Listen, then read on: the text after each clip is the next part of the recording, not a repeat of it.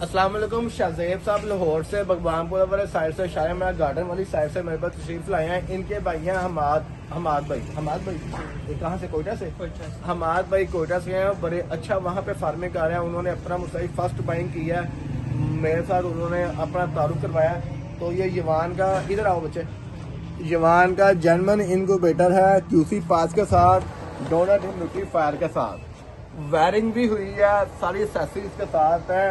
कोई लॉलीपॉप शोलीपॉप नहीं देते हम लोग कि ये है वो है।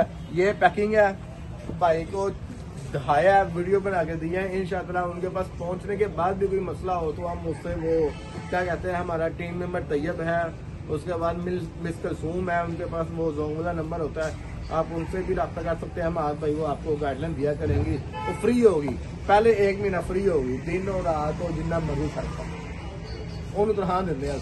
1 महीने बाद फिर हम पैसे चार्ज करेंगे। जज़ाकल्लाह खैर।